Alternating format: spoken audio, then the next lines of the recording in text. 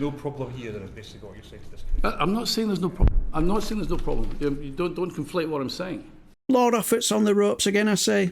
Oh, well, what a shame, eh? But anyway, did SNP MP Pete Wishart expose his Brexit benefit hopes? Well, that's up to you to decide. But anyway, hello there, and I do hope you're all well. Now, long before Deirdre Brock had Douglas Dross, flip-flopping on the table like a captured carp on a line, the chair started off things, and it clearly didn't get off to a good start either. At the same time, we're still finding it 53% finding it harder to keep their home warm, 46% are eating lower quality food, 40%. We'll get to that later.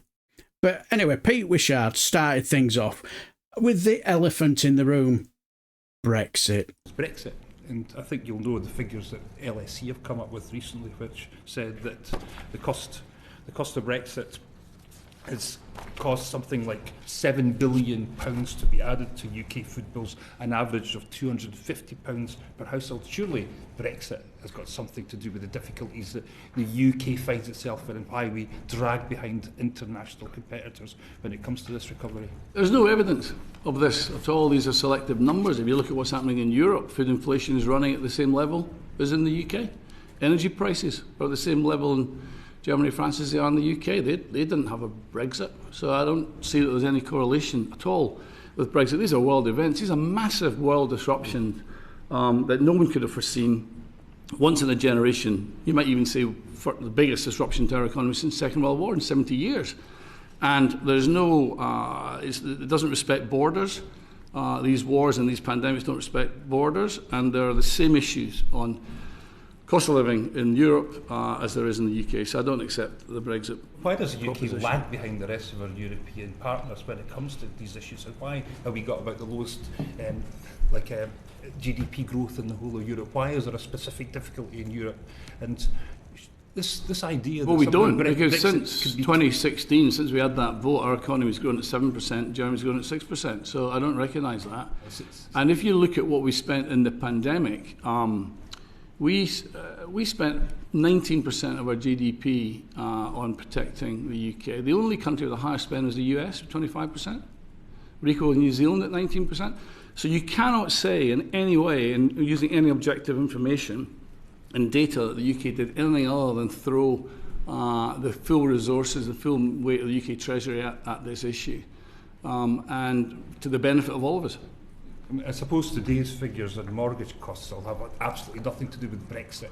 Again, too. Mortgage costs are the same in the US. We find them. The average rate in a deal now is 6.66%, which actually surpasses the situations it was. Mortgage costs are the same in the US. Mini budget just a year ago.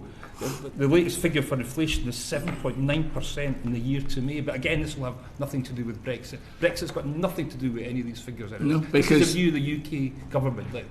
Because mortgage costs are a factor of world. These are international markets. You don't have differentials between UK, Europe and US. These are basically international markets which trade with each other.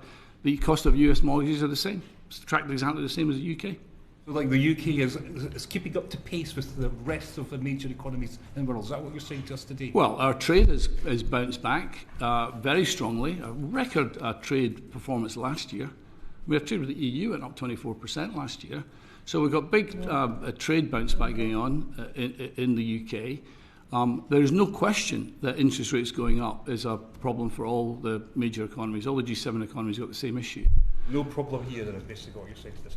I'm not saying there's no problem. I'm not saying there's no problem. You don't conflate what I'm saying.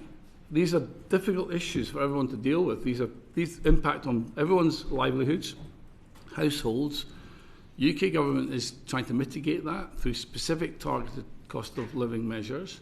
The Bank of England is charged with getting inflation down. And so there's mitigation taking place. I'm not belittling in any way the day-to-day impact of that. But the point you're trying to make is that we're a lot worse off than everyone else. And we're not. Well, we'll let everybody have a look at the figures and see what they think of that. We most certainly will, won't we, Pete Wishart? We most certainly will. I think our Lord Offord is talking out of his backside again, don't you? But anyway, do you remember the sound earlier on? It sounded like they were doing the meeting up the top of a mountain. Well, we found a secret camera that exposed the criminal, you could say. But at the same time, we're still finding it. 53% are finding it harder to keep their home warm.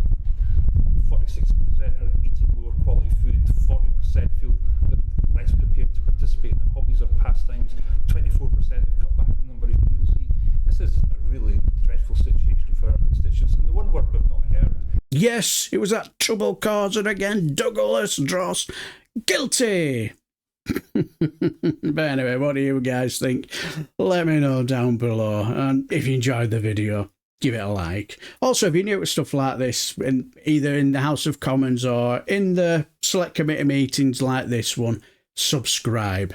And also have a lovely weekend. And if I hopefully see you in some live stream tonight or some other live streams over the weekend as well. So I shall bid you farewell and take care, my friends.